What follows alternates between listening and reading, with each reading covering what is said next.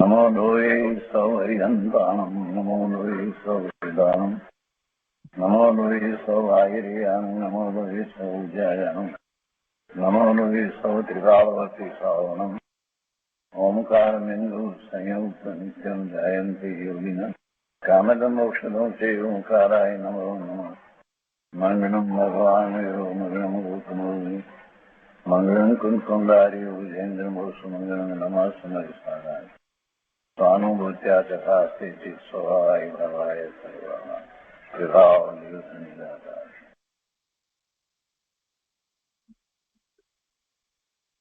શ્રીમદ નેમિચંદ્ર સિદ્ધાંતિ દેવ રચિત દ્રવ્ય સંગ્રહનો સ્વાધ્યાય આપણે કરી રહ્યા છીએ.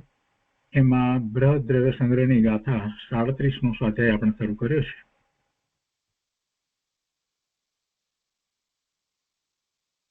મૂળ ગાથામાં મોક્ષના ભેદ અને લક્ષણની વાત કરવામાં આવી અને એમાં ગાથામાં એ રીતે આ વાત આવી કે આત્માના જે પરિણામ બધા કર્મોનો ક્ષય થવામાં કારણ છે તે જ ભાવ મોક્ષ છે. આત્માના એ પરિણામ કે જે બધા કર્મોનો ક્ષય થવામાં કારણ છે એટલે નિમિત્ત કારણ કહેવાય. આત્માના પરિણામ તો આત્માને વિશે રહે એટલે જે મોક્ષની દશા જે થાય એ પણ આત્માની જ થઈ એટલે ભાવ મોક્ષ છે. જે ભાવ છે આત્માના જેને કારણે જે પરિણામ થયા એની સામે એ કર્મને રજકણું ખરી જાય છે. એની વાત અહીંયા કરી છે કે આત્માના જે પરિણામ બધા કર્મોનો ક્ષય થવામાં કારણ છે તે જ ભાવ મોક્ષ જાણવું. અને પછી આત્માથી દ્રવ્ય કર્મનું જુદા થવું તે દ્રવ્ય મોક્ષ છે. અને પછી એમાં રાસાયણની અંદર વિસ્તાર કરતા મોક્ષ એ સમસ્ત કર્મોના ક્ષયના કારણભૂત નિશ્ચય રત્નત્રય સ્વરૂપ પરમ વિશુદ્ધ પરિણામો તે ભાવ મોક્ષ છે. એ જે બધા પરિણામ કહેવામાં આવ્યા તો એ પરિણામ નિશ્ચય રત્નત્રય સ્વરૂપ છે એ વાત ત્યાં લેવામાં આવી. પછી કેટલીક વાત અહીંયા ભાવાર્થની અંદર લેવામાં આવી કે મોક્ષ તત્વ સંબંધી ભૂલ એ અને એમાં ઘણી વાત લીધા પછીથી બીજી પણ સાથે વાત લીધી કે મુક્ત આત્માના સુખની પ્રસિદ્ધિ માટે શરીર સુખનું સાધન નથી. ઇન્દ્રિયો દ્વારા શરીર દ્વારા એ સુખની પ્રાપ્તિ નથી થતી, અતિન્દ્રિયપણે થઈ શકે છે.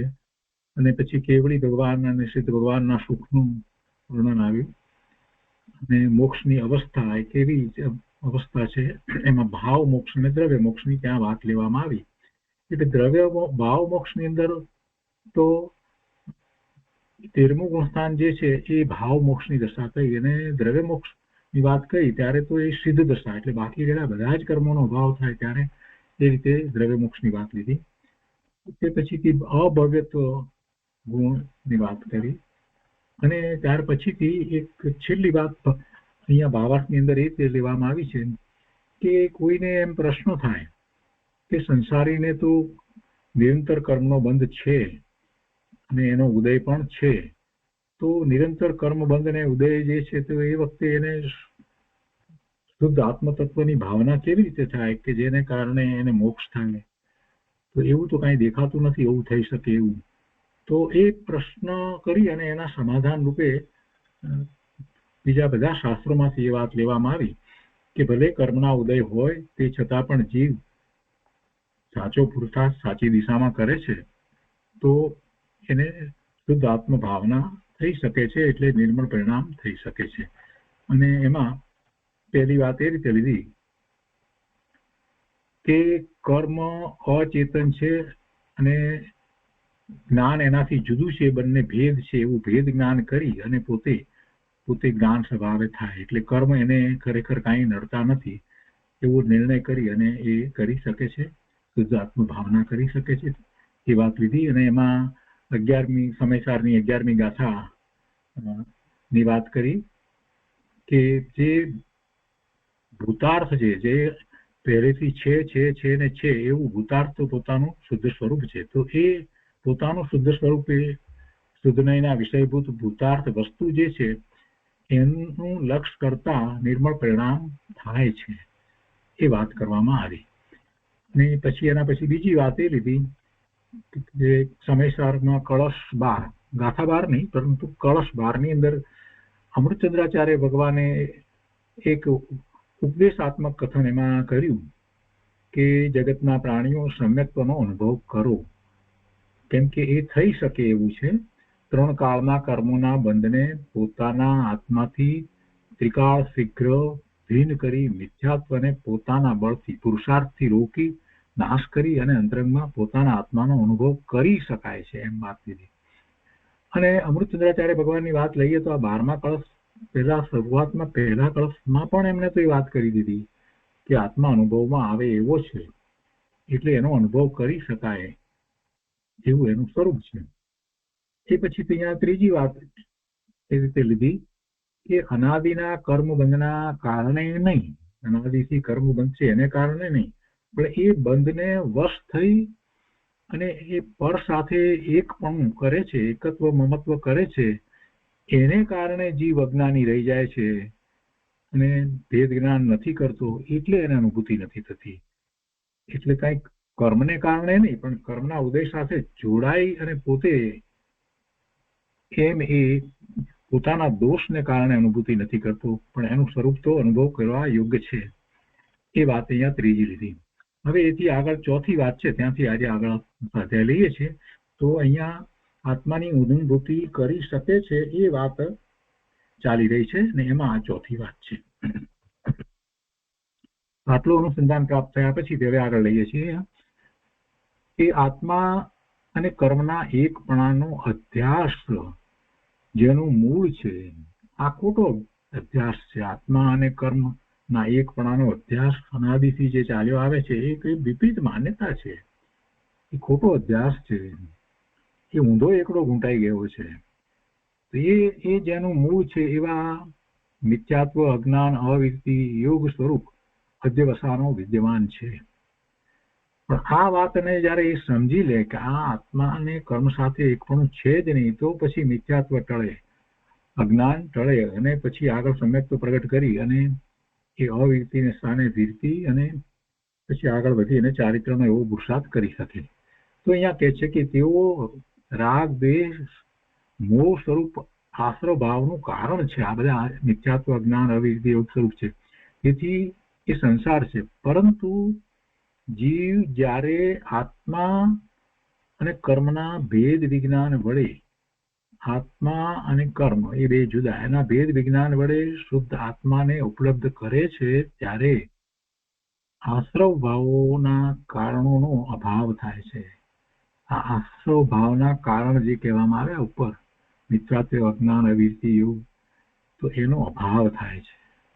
અને સમયસારની ગાથા 190, 191, 192ની ટીકાની અંદર તથા પંચાસ્તિકાની ગાથા 150, 151ની ટીકામાં શ્રી અમૃતચંદ્રાચાર્ય તથા શ્રી જયસેન આચાર્ય કહે છે કે જીવ અનાદિથી કર્મને વશ થયો છે, પણ તે જો આત્મા અભિમુખ એટલે આત્માની સન્મુખ થાય તો દર્શન મોહ અને અનંતાનુબંધીની કર્મની પ્રકૃતિ એના ઉપશમ આદિ એટલે ઉપશમ થાય, ક્ષયોપશમ થાય અને ક્ષય થાય એવી અવસ્થા અવશ્ય પામે જ.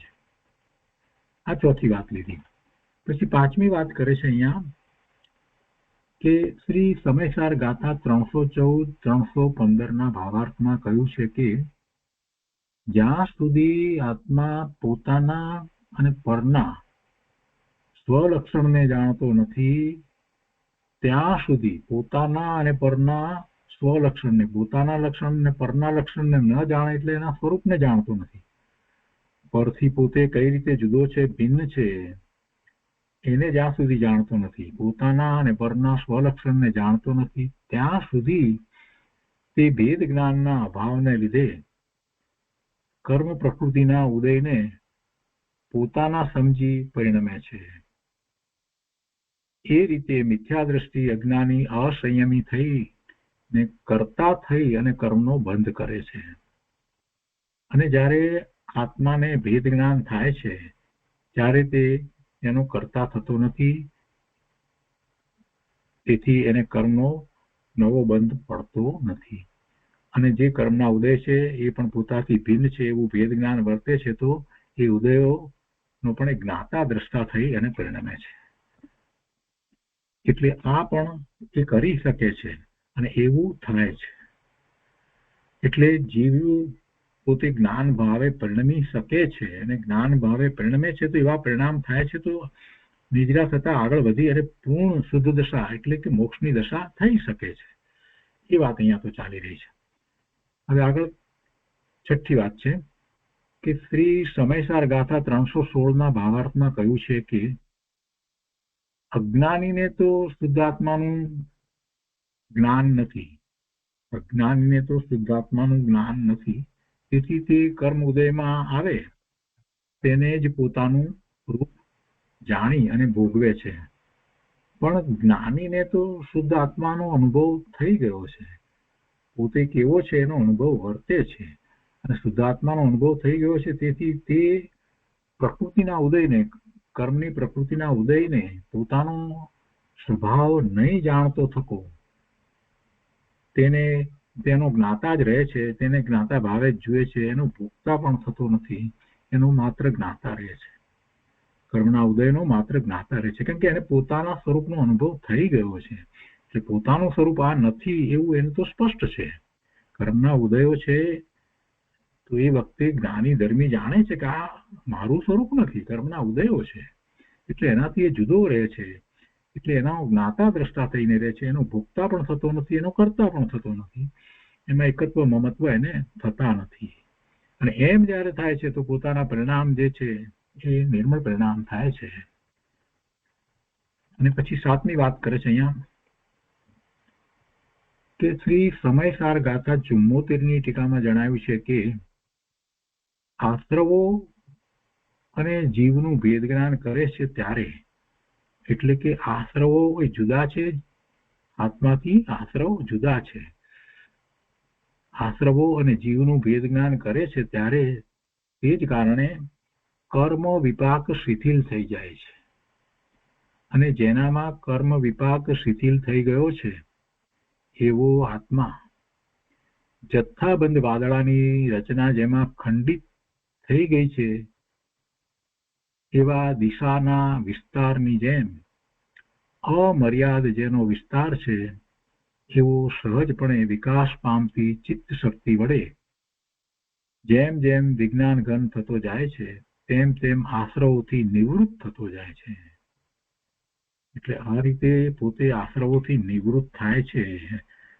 અને આશ્રવો નથી થતા, સંબરની દશા થતી જાય છે, નિજરા થતી જાય છે, તો છેવટે પૂર્ણ દશા, મોક્ષની દશા પણ થાય છે. એ પછી 8મી વાત લીધી છે કે પ્રયોજનભૂત જીવ આદિ તત્વોનું શ્રદ્ધાન કરવા યોગ્ય જ્ઞાનનો વિકાસ. 9 તત્વ, એમાં 9 તત્વની અંદર જીવ તત્વ અને અજીવ તત્વ 2, અને જીવ અને અજીવ ના સંબંધથી બાકીના જે 7 તત્વ છે એ તો પર્યાય રૂપ છે. તો એ બધા 7 તત્વ જે છે એ જીવથી જુદા છે અને અજીવ પણ જીવથી જુદો છે. અને એવા જીવ તત્વનું જેમ છે તેમ એ શ્રદ્ધાન કરે તો આખો પુરુષાર્થ થાય છે. એટલે પ્રયોજનભૂત પુરુષાર્થ તો એ જ છે. 9 તત્વનો જેમ છે તેમ એનું જાણવું અને પછી એમાં જીવ તત્વની વિશેષતાથી જાણવું. તો પ્રયોજનભૂત જીવ આદિ તત્વોનું શ્રદ્ધાન કરવા યોગ્ય જ્ઞાનનો વિકાસ સર્વ પંચેન્દ્રિય જીવોને થયો છે. એટલું જ્ઞાન તો જીવોને છે. પંચેન્દ્રિય સંજ્ઞી છે તો એને એટલો ઉઘાડ હોય છે. તત્વ વિચાર આદિ કરવા યોગ્ય જ્ઞાનાવરણનો ક્ષયોક્ષમ તેમને થયો છે. એટલું જ્ઞાનનો ઉઘાડ છે, એવો ક્ષયોક્ષમ છે કે જેમાં એ તત્વ વિચારણા કરી શકે છે. અને તેથી જ ઉપયોગને ત્યાં લગાવવાનો ઉદ્યમ કરવા માટે ભગવાનનો ઉપદેશ છે. ત્યાં લગાવવા માટે એટલે જીવ તત્વનો વિચાર કરી અને એવું પોતાનું સ્વરૂપ છે તે તરફ ઉપયોગને વાળવા માટે ઉદ્યમ કરવા માટે ભગવાનનો ઉપદેશ છે. એટલે સંજ્ઞી પંચેન્દ્રિય છે એને આટલો જ્ઞાનનો ક્ષયોક્ષમ હોય છે અને એટલું એ કરી શકે છે. ભલે એને શબ્દ ના આવડતા હોય, તિર્યંચ હોય કે નાટકી હોય કે તો પણ પોતે એ બધાથી જુદો છે, આ બીજા બધાથી પોતે જુદો છે એવો એને ક્ષયોક્ષમ જ્ઞાનનો હોય છે. અસંગની જીવોને તેવો ક્ષયોક્ષમ નથી, તેથી તેમને ઉપદેશ શા માટે આપે? એટલે અહીંયા જે વાત અગાઉ લેવામાં આવી કે આ ઉપદેશ જે છે તે સંઘની જીવોને આપવામાં આવ્યો છે, તો એનું આ કારણ સમજાયું. અસંગની જે છે એને મન નથી, એટલે કે જે વિચાર કરી નથી શકતા એવો અસંગની જીવોને તેવો ક્ષયોક્ષમ નથી, તેથી તેમને ઉપદેશ શા માટે આપે કે ના આપે? એટલે ભગવાનનો ઉપદેશ સંઘની પચેન્દ્રિય માટે છે. સંઘની પર્યાપ્ત જીવોને નિર્ણય કરવાની શક્તિ પ્રગટ થઈ છે. જ્યાં ઉપયોગ લગાવે તેનો જ નિર્ણય થઈ શકે છે, અને અહીં ઉપયોગ લગાવતો નથી, એટલે કે આત્મા તરફ ઉપયોગ લગાવતો નથી, એ તો એનો પોતાનો જ દોષ છે. ઉપયોગ સ્વ તરફ ન વાળે એમાં કોઈનો દોષ ક્યાં છે? એનો પોતાનો જ દોષ છે, એનો પ્રમાદ છે, દોષ છે, તો પોતાનો જ દોષ છે. તો એમાં કર્મનું કાંઈ પ્રયોજન નથી. એટલે જે એમ કે છે કે અનાદિના કર્મ છે અને કર્મના ઉદય છે, તો અમે કેવી રીતે જ્ઞાન ભાવે થઈએ? તો અહીંયા એનો ઉત્તર આપી દીધો કે ભાઈ તું જ્ઞાન ભાવે થઈ શકે છે, એમાં કર્મ તને કાંઈ નડતા નથી. અને પછી છેલ્લી 9મી વાત પણ અહીંયા લીધી છે કે સમ્યક્ત્વનું ઘાતક દર્શન મોહ કર્મ છે. આ નિમિત્તનું કથન છે. સમ્યક્ત્વનું ઘાતક દર્શન મોહ કર્મ છે અને ચારિત્રનું ઘાતક ચારિત્ર મોહ કર્મ છે. આ નિમિત્તનું કથન છે.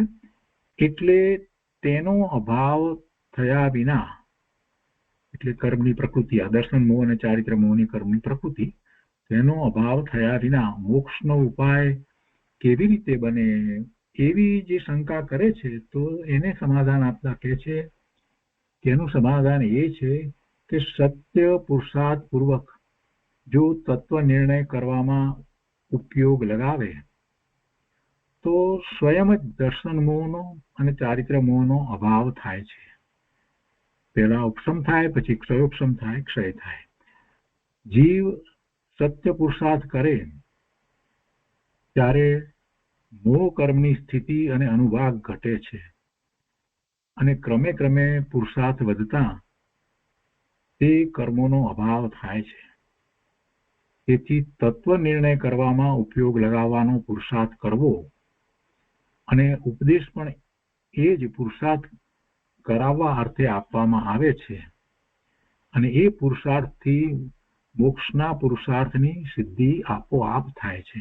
આ મોક્ષ માર્ગ પ્રકાશકમાંથી વાત લેવામાં આવી છે. પંડિત ટોડરમલજીએ તત્વ નિર્ણયની વાત કરી છે.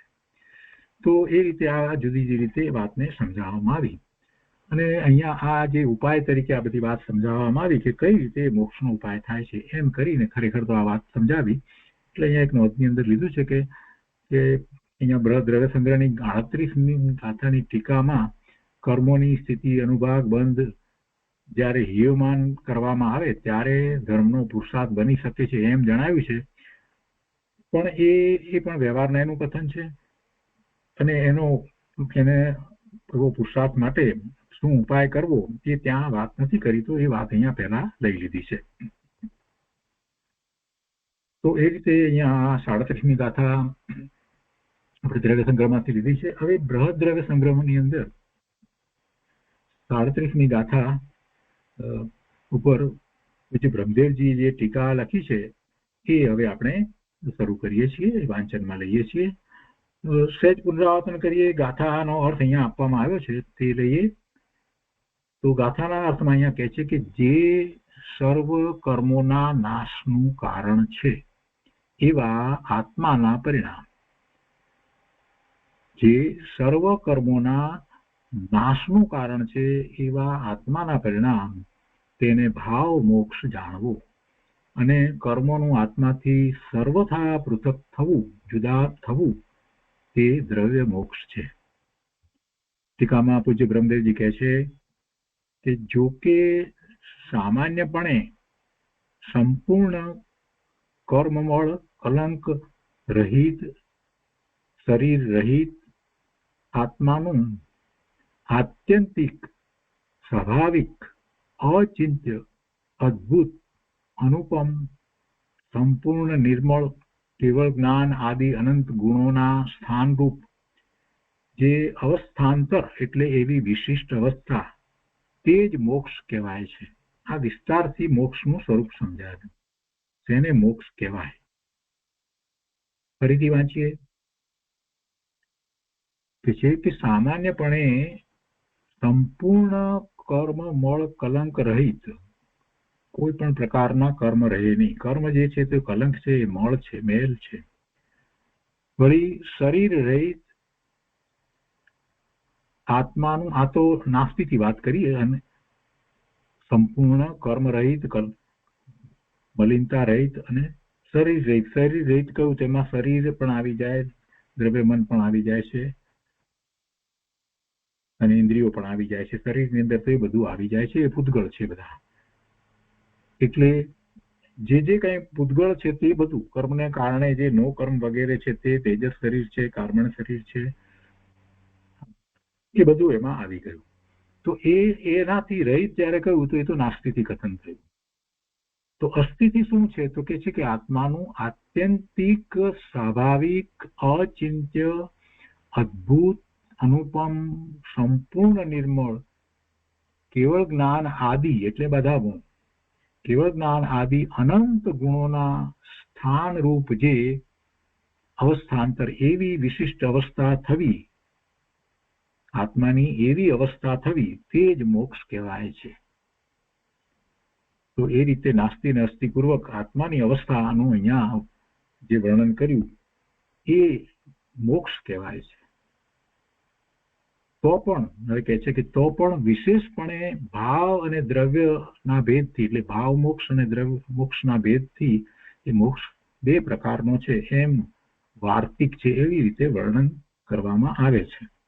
અને તે આ રીતે છે કે જ્ઞેયો સ્વભાવ મુખો, તેને ભાવ મોક્ષ જાણવો. અને તે કોણ શું, કેવી રીતે? તો કે અપણો હું પરિણામો, એટલે નિશ્ચય રચનાત્મક કારણ સમય સાર રૂપ પ્રગટ આત્માના પરિણામ. નિશ્ચય રચનાત્મક કારણ સમય સાર રૂપ પ્રગટ આત્માના પરિણામ. ભગવાન આત્મા નિશ્ચય રત્નાત્રયાત્મક કારણ સમય સાર છે, અને એટલે કારણ સમય સાર છે તો કાર્ય તરીકે એવા નિશ્ચય રત્ન રૂપ પરિણામ થાય છે. વિષ્ણુ એવા રત્નત્રય રૂપ પરિણામ થાય છે. તો કે છે કે એવા પરિણામ જેને ભાવ મોક્ષ કહેવામાં આવ્યો છે. સર્વસ્વ કમણો જો કય હેતુ સર્વ દ્રવ્ય ભાવ રૂપ મોની આદિ ચાર ઘાતી કર્મોના નાશનું જે કારણ છે તે એવા પરિણામ એને મોક્ષ કહેવામાં આવ્યું. એ ભાવ મોક્ષની વાત કરી. હવે આગળ દ્રવ્ય મોક્ષનું કથન કરે છે. એમાં કહે છે કે દ્રવ્ય વિમુખો અયોગી ગુણસ્થાનના છેલ્લા સમયે, અયોગી ગુણસ્થાન એટલે 14મું ગુણસ્થાન, 13મા ગુણસ્થાનને સહયોગી ગુણસ્થાન કહેવાય. એટલે કે ત્યાં યોગ છે.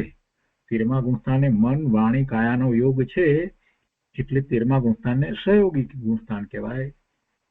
કે જ્યારે અર્યંત પરમાત્મા થાય છે ત્યારે જેમાં ઘાતી કર્મોની બધી પ્રકૃતિનો ક્ષય થયો છે અને પોતે અનંત જ્ઞાન, અનંત દર્શન, અનંત વીર્ય, અનંત સુખ એવા અનંત ચતુષ્ટય એમ જયારે પ્રગટ કર્યા છે એવા સર્વજ્ઞ પરમાત્મા થયા છે. તો એ ગુણસ્થાન, એ 13મું એ સહયોગી ગુણસ્થાન કહેવાય. કેમ કે ત્યાં મન વાણી કાયાના યોગ છે.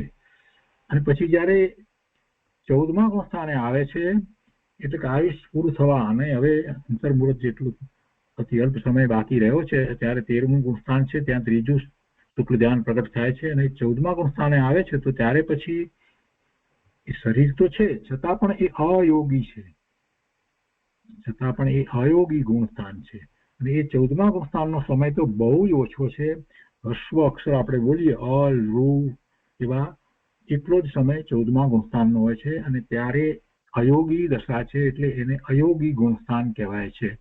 અને એ અયોગી ગુણસ્થાનના 14મા ગુણસ્થાનના છેલ્લા સમયે દ્રવ્ય મોક્ષ થાય છે, એટલે કે નિર્વાણ પામે છે, સર્વ કર્મથી રહિત થઈ, શરીરથી રહિત થઈ, અને એક સમયમાં એ આત્મા ત્યાંથી નીકળી અને સિદ્ધશિલાની ઉપર બિરાજમાન થઈ જાય છે, સિદ્ધ ક્ષેત્રમાં બિરાજમાન થઈ જાય છે. તો એ અયોગી ગુણસ્થાનના છેલ્લા સમયે દ્રવ્ય મોક્ષ થાય છે. તે દ્રવ્ય મોક્ષ કેવો છે કે કમ્મપુહ ભાવો ટંકોત્કીર્ણ શુદ્ધ બુદ્ધ જેનો એક સ્વભાવ છે, એવા પરમાત્માથી આયુષ આદિ શેષ 4 અઘાતી કર્મોનું પણ અત્યંતપણે પૃથક થવું, ભિન્ન થવું, છૂટી જવું, તે દ્રવ્ય મોક્ષ છે. ઘાતી કર્મોનું તો અત્યંતપણે છૂટી જવું થયું હતું 13મા ગુણસ્થાને, પણ હવે અહીંયા તો અઘાતી કર્મોનું પણ પૂર્ણપણે છૂટી જવું તે દ્રવ્ય મોક્ષ છે. અને ત્યારે એ નિર્વાણ થાય છે, એટલે નિર્વાણનો અર્થ છે કે હવે ફરીથી જન્મ લેવાનો નથી, આ છેલ્લું શરીર છે, ચરમ શરીર છે, એ છોડ્યું અને હવે એક સમયમાં એ સિદ્ધ શિલા ઉપર બિરાજી જાય છે. આવી સિદ્ધ દશા છે, એ દ્રવ્ય મોક્ષ છે. તો તે મુક્ત આત્માના સુખનું વર્ણન કરવામાં આવે છે.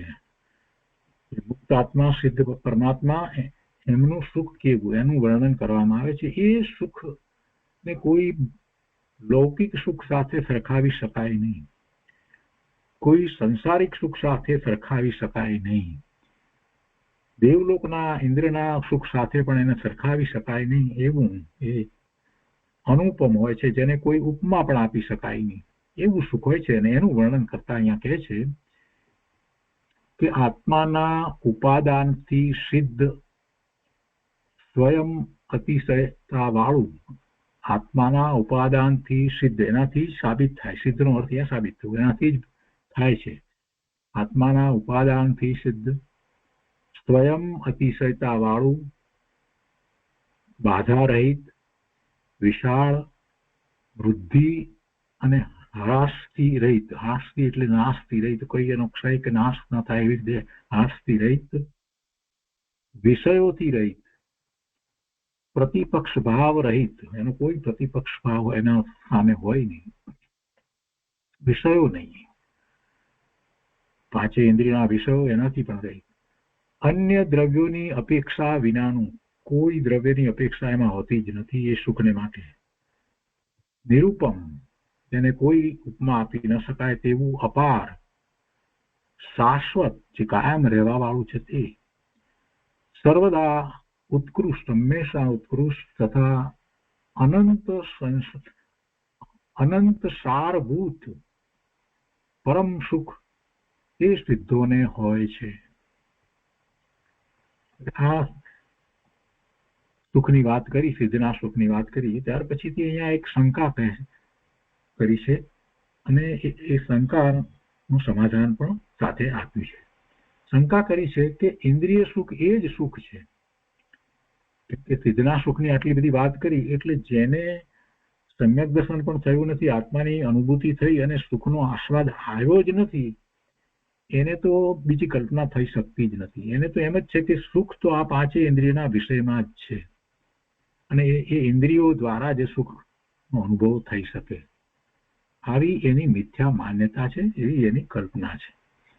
તો શંકા પણ એ રીતે જ કરશે ને. તો શંકા એમ કરે છે કે ઇન્દ્રિય સુખ એ જ સુખ છે. સિદ્ધ જીવોને ઇન્દ્રિય અને શરીરનો અભાવ હોવાથી પૂર્વોક્ત અતિન્દ્રિય સુખ કેવી રીતે હોઈ શકે? તમે આ વર્ણન કર્યું, પણ એમને તો ઇન્દ્રિય નથી ને શરીર નથી, તો એ સુખને ભોગવે કેવી રીતે? એમને ક્યાંથી સુખ હોય? અહીંયા તો એક ઇન્દ્રિય કામ નથી કરતી તો એનું સુખ અમે ભોગવી નથી શકતા. દાખલા તરીકે રસેન્દ્રિય કામ નથી કરતી તો જીભ દ્વારા સ્વાદનો ખ્યાલ નથી આવતો.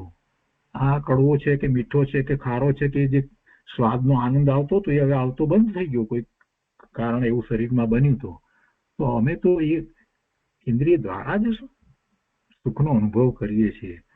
તો મિથ્યા દ્રષ્ટિને આવો પ્રશ્ન થાય, એને એવી શંકા થાય કે ઇન્દ્રિયો વગર ને શરીર વગર સુખ કેવી રીતે ભોગવાય, કેવી રીતે સુખ હોઈ શકે? તો તેનો ઉત્તર આપવામાં આવે છે. સાંસારિક સુખ તો આ સ્ત્રી સેવન આદિ 5 ઇન્દ્રિયના વિષયોથી જ ઉત્પન્ન થાય છે, પરંતુ 5 ઇન્દ્રિયના વિષયોના વ્યાપાર રહિત 5 ઇન્દ્રિયના વિષયોના વ્યાપાર રહિત અવ્યાકુળ, જેમાં વ્યાકુળતા નથી એવા ચિત્તવાળા મનુષ્યોને જે સુખ છે તે અતિન્દ્રિય સુખ છે, અને તે અહીં પણ દેખવામાં આવે છે. એ અતિન્દ્રિય સુખ અહીં એટલે આ સિદ્ધોને હોય છે. ઇન્દ્રિય જે સુખ છે એ સાચું સુખ નથી, એ તો વ્યાકુળતા સહિત છે, અને અવ્યાકુળ ચિત્તવાળા મનુષ્યને જે સુખ છે તે અતિન્દ્રિય સુખ છે. એટલે સમ્યક દ્રષ્ટિને પણ એ વ્યાકુળતા રહિત સુખ નો અનુભવ હોય છે. એટલે કહે છે કે 5 ઇન્દ્રિય અને મનથી ઉત્પન્ન થતા વિકલ્પોની જાળ રહિત નિર્વિકલ્પ સમાધિમાં સ્થિત પરમ યોગીઓને રાગ આદિનો અભાવ હોવાથી જે સ્વસંવેદ્ય આત્મસુખ છે તે વિશેષ રૂપે અતિન્દ્રિય સુખ છે, અને જે ભાવ કર્મ, દ્રવ્ય કર્મ, નો કર્મ રહિત આત્માના સર્વ પ્રદેશે આહલાદરૂપ એવા એક પારમાર્થિક પરમ આનંદ પરિણત મુક્ત જીવોને જે અતિન્દ્રિય સુખ છે તે અત્યંત વિશેષ રૂપે અતિન્દ્રિય સુખ જાણવું. એટલે આ અતિન્દ્રિય સુખ તો જે આત્માની અનુભૂતિ કરે છે એવા સમ્યક દ્રષ્ટિ જ્ઞાની ધર્માત્માને પણ હોય છે, પણ એનાથી પણ વિશેષ સિદ્ધોને એ હોય છે. એટલે કે તે અત્યંત વિશેષ રૂપે અતિન્દ્રિય સુખ અહીંયા સિદ્ધ પરમાત્માને હોય છે, મુક્ત જીવોને હોય છે. અહીં શિષ્ય કહે છે કે સંસારી જીવોને નિરંતર કર્મોનો બંધ થાય છે, તેવી જ રીતે કર્મોનો ઉદય પણ હોય છે. જે પેલા આપણે 9 કારણ સમજ્યા દ્રવ્ય સંગ્રહમાંથી, તો એમાંનું 9મું જે કારણ જે છે કે એમાં એ શંકા કરવામાં આવી કે કર્મનો બંધ છે અને કર્મનો ઉદય છે, તો પછી કેવી રીતે એવું સુખ પ્રાપ્ત થાય આત્મભાવના, એ બધી જે વાત હતી એ અહીંયા ટીકાની અંદર પણ પૂજ્ય બ્રહ્મદેવજીએ લીધી છે, એટલે એનો જ ત્યાં વિસ્તાર કરવામાં આવ્યો છે. તો શિષ્ય પ્રશ્ન કરે છે અહીંયા કે સંસારી જીવોને નિરંતર કર્મોનો બંધ થાય છે, તેવી જ રીતે કર્મોનો ઉદય પણ હોય છે. તેવી જ રીતે એટલે નિરંતર કર્મોનો ઉદય પણ હોય છે.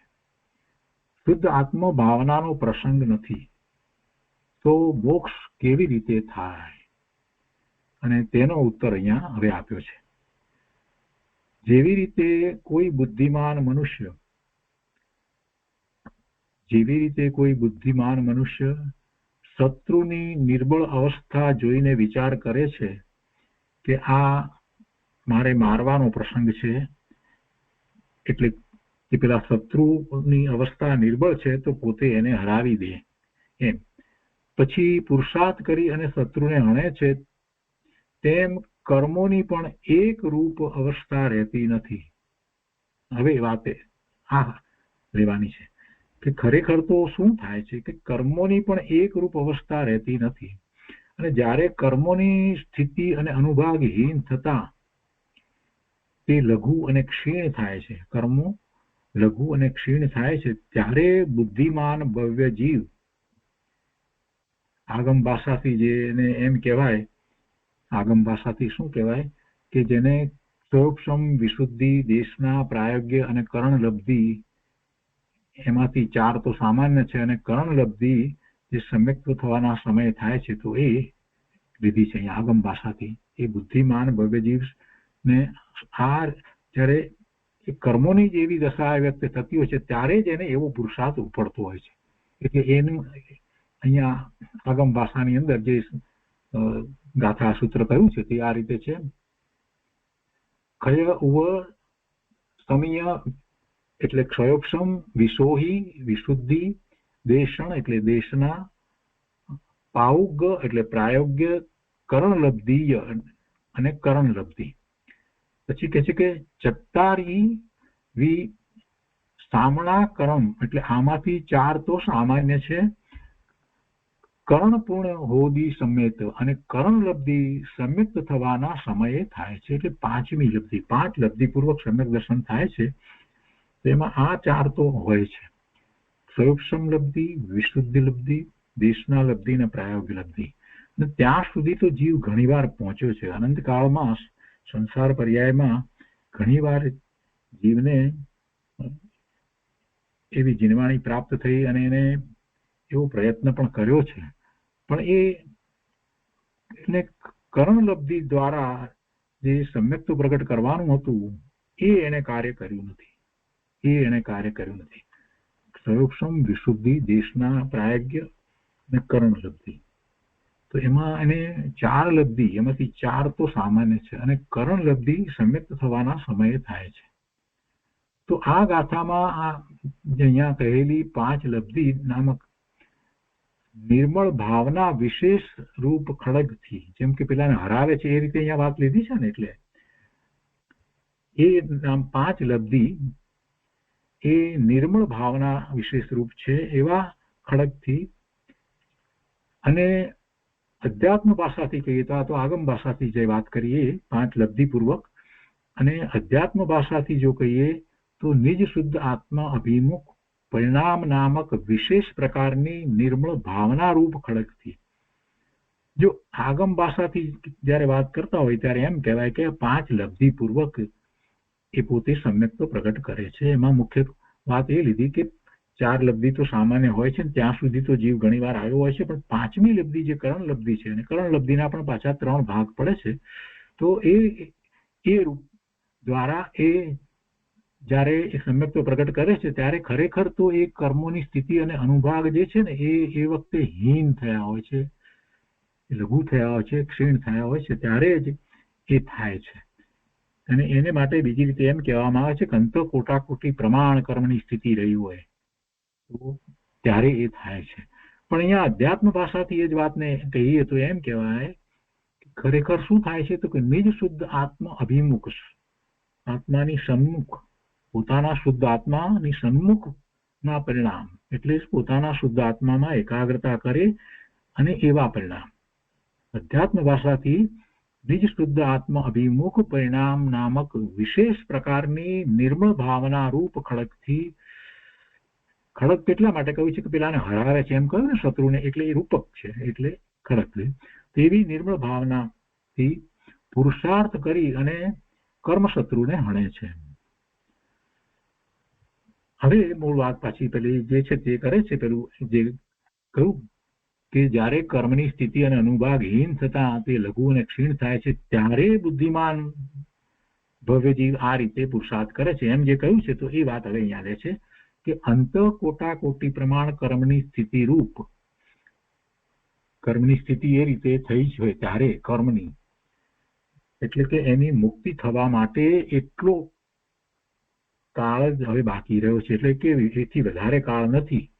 અંત કોટાકોટી પ્રમાણ, હવે એ તો એના તો ઘણા ભેદ પડે, તો એટલો કાળ જયારે બાકી રહ્યો ત્યારે જ સમ્યક દર્શન થાય. એ પહેલા સમ્યક દર્શન થતું નથી. જેને હજી છૂટવા માટે, મુક્ત થવા માટે અંત કોટાકોટી પ્રમાણ કાળ બાકી રહ્યો હોય ત્યારે એ સમ્યક દર્શન થાય. અને પછી એથી ઓછો કાળ હોય ત્યારે પણ થાય, એથી ઓછો પણ એ અંત કોટાકોટી પ્રમાણથી વધારે કાળ બાકી જેને છૂટવાનો, મુક્ત થવાનો રહ્યો હોય એને સમ્યક દર્શન થતું નથી. એ વાત અહીંયા તો કરી છે કે અંત કોટાકોટી પ્રમાણ કર્મની સ્થિતિ બાકી રહી હોય તો એ સ્થિતિની અપેક્ષાએ વાત કરી, કર્મની સ્થિતિ. અને સાથે એ અનુભાગની વાત પણ કરે છે કે અનુભાગ પણ એવો હલકો છે, લતા, કાષ્ઠ, સ્થાનીય અનુભાગ રૂપ. અને એ 4 પ્રકારે જે અનુભાગ કહેવામાં આવે છે તો એમાં લતા અને કાષ્ઠ જે છે તે એ અનુભાગ જે છે તે એ હલકો અનુભાગ છે. રૂપ કર્મનું લઘુત્વ થવા છતાં પણ આ જીવ આગમ ભાષાથી, આવું જયારે લઘુત્વ થયું છે એ પ્રમાણે કર્મનું, ત્યારે છતાં પણ આ જીવ આગમ ભાષાથી અધકરણ, અપૂર્વકરણ અને અનિવૃત્તિકરણ નામક અને અધ્યાત્મ ભાષાથી સ્વશુદ્ધ આત્મ અભિમુખ પરિણતિ રૂપ એવી કર્મ હનન બુદ્ધિ કોઈ પણ કાળે કરે નહીં તો તે અભવ્યત્વ ગુણનું લક્ષણ જાણવું. એટલે કહેવાનો આશય એ છે કે એ કરે છે, ભવ્ય જીવ છે તે કરે છે. જ્યારે આવી રીતે કર્મ લઘુ થયા છે સ્થિતિથી અને અનુભાવથી, ત્યારે એને આ 5 લબ્ધિ, એમાં કરણ લબ્ધિની અંદર પછી આગમ ભાષાથી કહીએ તો અધકરણ, અપૂર્વકરણ અને અનિવૃત્તિકરણ, એ કરણ લબ્ધિ, એમ આખો પુરુષાર્થ કરી અને એ દ્વારા એ પોતે સમ્યક્ત્વ પ્રગટ કરે છે. અને એ જ વસ્તુને અધ્યાત્મ ભાષાથી કહીએ તો સ્વ આત્મા સન્મુખ પરિણામ કરી અને એવી પરિણતિ થાય છે.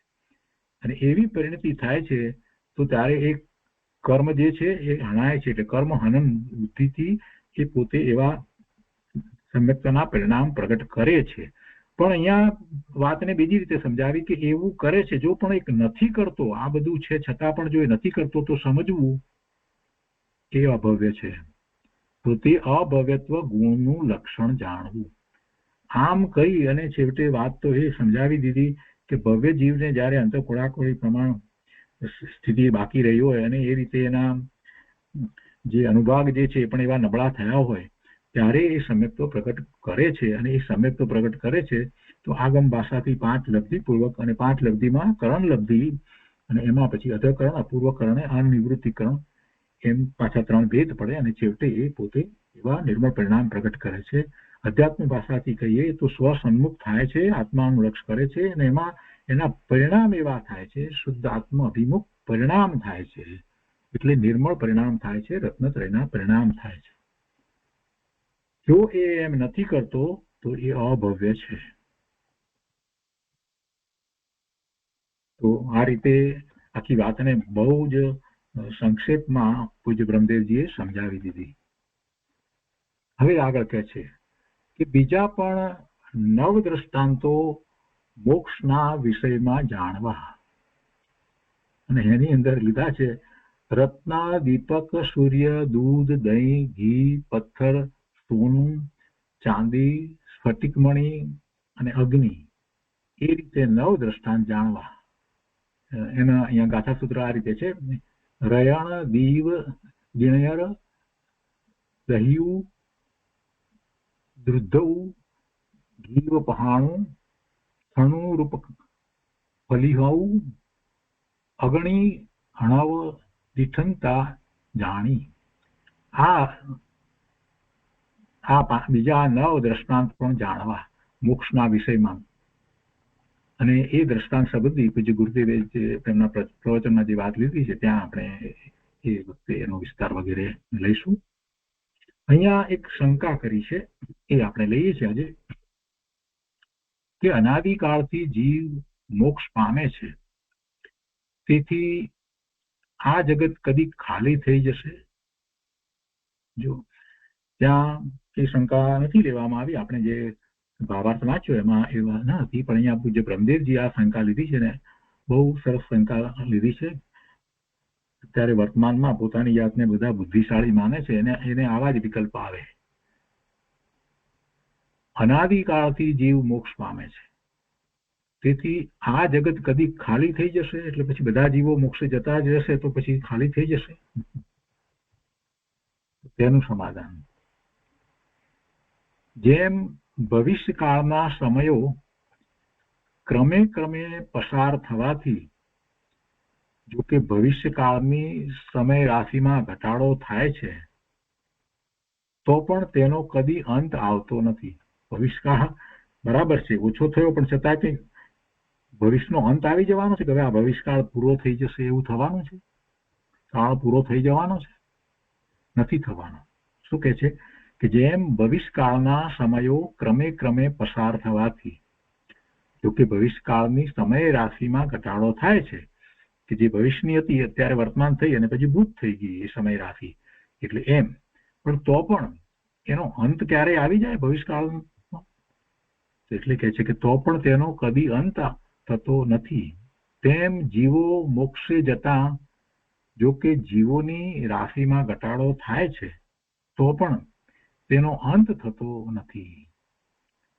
જો જીવ મોક્ષમાં જતા સંસારમાં જીવની શૂન્યતા થતી હોય તો ભૂતકાળમાં ઘણા જીવો મોક્ષે ગયા છે, તો પણ અત્યારે જગતમાં જીવોની શૂન્યતા કેમ દેખાતી નથી? આપણે પ્રશ્ન આપણી જાતને પૂછીએ તો ખ્યાલ આવે. એટલે એવું કાંઈ હોતું નથી. વળી અભવ્ય જીવો અને અભવ્ય સમાન ભવ્ય જીવોનો મોક્ષ નથી. અભવ્ય જીવોનો તો મોક્ષ નથી, પણ અભવ્ય સમાન જીવો જેને હજી મુક્ત થવા માટે અંતઃપ્રોડાકોડી સાગરોપમ નો કાળ કરતા વધારે કાળ બાકી છે, એવા જીવો ને તો સમ્યક્ત્વય હજી થવા ને વાર છે, તો પછી મુક્તિ તો ક્યાંથી થાય? એટલે એ વાત લીધી છે કે અભવ્ય અને અભવ્ય સમાન ભવ્ય જીવોનો મોક્ષ નથી, તો પછી જગતમાં જીવોની શૂન્યતા કેવી રીતે થાય? એટલે એ શક્ય નથી. અને સૌથી મોટી વાત તો એ છે કે જેમ ભવિષ્યકાળના સમયો ભલે આમ ભવિષ્યનો સમય છે તે વર્તમાન થઈ અને પછી ભૂત થઈ જાય છે, એમ એ સમય રાશિ પ્રમાણે ઘટતો જાય, છતાં ભવિષ્યકાળના સમયો ક્યારેય શૂન્ય થઈ જવાના નથી. ભવિષ્યકાળ તો ચાલવાનો જ છે. એવી જ રીતે જીવો અનંત કાળમાં અનંત જીવો મોક્ષે ગયા, સિદ્ધ થયા, છતાં પણ એનો અંત આવવાનો નથી. અને બીજા સાદા ઉદાહરણ દ્વારા આપણે જો સમજવા જઈએ તો ખ્યાલ આવે કે વનસ્પતિ કાય જીવની અંદર એના મૂળની અંદર કોઈ પણ એક છોડ લઈએ તો એના મૂળ કેટલા મૂળિયા હોય, એ બધા દરેક મૂળિયા સાથે કેટલા બધા બેક્ટેરિયા હોય છે. એ દરેક જીવ છે. એક છોડ લઈએ આપણે, એક ઘાસ લઈએ, ને ઘાસનો છોડ જે છે તો એના ઘાસનું મૂળ જે છે તો મૂળના એના તાતણા જેટલા બધા જે છે એ દરેક તાતણાની સાથે કેટલાય બીજા બેક્ટેરિયા હોય છે. તો હવે વિચાર કરીએ કે તો કેટલા જીવ હોય, એક ઘાસની સાથે આટલા બધા જીવ હોય છે. અને સાયન્સ જે લોકો ભણ્યા છે અને એમાં મેડિકલ સાયન્સ, એને તો ખ્યાલ પણ આવે કે એક ટીપું માઇક્રોસ્કોપમાં જોવામાં આવે છે ત્યારે એમાં પેલા હલતા ચાલતા એવા બેક્ટેરિયા જોવાય છે, જેમ કે વિબ્રિયો કોલેરી. એ તો હલતા ચાલતા દેખાય છે, પણ કેટલા બધા, કેટલી મોટી સંખ્યામાં એક ટીપાની અંદર. તો એ રીતે જોવા જઈએ તો કેટલા જીવો. અને એ તો આપણે આપણી આસપાસનો વિચાર કરીએ છીએ અને આખા જગતનો વિચાર કરીએ, ભરત ક્ષેત્રનો, મહાવિદ્ય ક્ષેત્રનો અને ઐરાવત ક્ષેત્રનો, અને પછી અઢીદ્વીપથી બહાર પણ બીજે બધે જીવો જ્યાં છે ત્યાં દ્વીપ અને ત્યાં બધે વિચાર કરીએ તો બધી જગ્યાએ કેટલા જીવો, એટલે એની કોઈ કલ્પના થઈ શકે એવું નથી. એટલે એવો વિકલ્પ કરવાની જરૂર નથી કે ક્યારે કેમ થશે તો એમ બધા જીવો સિદ્ધ થઈ જશે પછી શું થશે. એવો કોઈ વિકલ્પ કરવાના સ્થાન જ નથી. અનંત જીવો છે તો અનંત જીવ રાશિ છે, એટલે એવું થવાનું નથી. ખાલી થઈ જશે એવો વિકલ્પ લાવવાની જરૂર નથી. પોતાનો પુરુષાર્થ કરવાનો છે. એના દ્વારા તો ઉલટું એમ સમજવાનું છે કે આટલા અનંત જીવો છે એમાં મારી સ્થિતિ કેવી? આટલા બધા જીવો, અનંત જીવોમાં મારી સ્થિતિ કેવી? તો કે હું પચેન્દ્રિય સંઘની થયો અને એમાં પણ જો મનુષ્ય પણ મળ્યું તો એમાં તો સર્વશ્રેષ્ઠ પુરુષાર્થ થઈ શકે છે. ચારેય ગતિની અંદર સંઘની પચેન્દ્રિયપણું તો મળે, પણ ચારિત્રનો પુરુષાર્થ જે છે એ મનુષ્ય ગતિમાં થઈ શકે છે. તિરિંચમાં 5મું ગુણસ્થાન તો બહુ ઓછા ને, એટલું બધું સામાન્ય નથી એ કહેવાય, એટલા માટે વાત કરી છે. ને દેવમાં તો 5મું ગુણસ્થાન હોતું નથી, 4થું જ ગુણસ્થાન હોય છે. નારકીને પણ એમ જ હોય છે. પણ મનુષ્યમાં એ અત્યારે વર્તમાનમાં ભરત ક્ષેત્રને વિશે કે ઐરાવત ક્ષેત્રને વિશે જ્યાં તીર્થંકર ભગવાન કેવળી પરમાત્મા બિરાજતા નથી એ વખતે પણ 7મું ગુણસ્થાન સુધીનું ચારિત્ર પ્રગટ થઈ શકે છે. એટલે એનો વિચાર કરવાનો કે અત્યારે વર્તમાન પોતાની પર્યાય કેવી છે અને એમાં કેટલું બધું થઈ શકે છે, તો એ વિચાર કરવાનો છે. આ જીવ રાશિનો વિચાર કરવાની એ રીતે જરૂર છે કે આટલી બધી જીવ રાશિની વચ્ચે મને જે પ્રાપ્ત થયું છે એ તો અમૂલ્ય વસ્તુ પ્રાપ્ત થઈ છે. આવું રેશિયો પ્રમાણે જોઈએ તો કેટલા 1:2 કેટલા 1:1 બિલિયન, કે બિલિયનમાં એક ને આ મળે, બિલિયન કરતા વધારે પણ એમ કહીએ કે ટ્રિલિયન, એટલામાં ટ્રિલિયન જીવોની અંદર એક ને આ મળે એવું આ મનુષ્યની ગતિ થઈ છે અને એમાં પણ પાછી જૈન દર્શન મળવું, જીનવાણી પ્રાપ્ત થવી, એવી સમજ પ્રાપ્ત થવી, એનો વિચાર કરવાનો છે. તો આવી રીતે સંક્ષેપમાં મોક્ષ તત્વના વ્યાખ્યાન રૂપ એક સૂત્રથી 5મું સ્થળ સમાપ્ત થયું અને એ પછીથી 38મી ગાથા આવશે. તો આજે સ્વાધ્યાય અહીંયા સુધી રાખીએ છીએ. આવતા સ્વાધ્યાયમાં આ ગાથા ઉપર પૂજ્ય ગુરુદેવ કાંજી સ્વામીએ જે વિસ્તાર કર્યો છે તે આપણે લઈશું.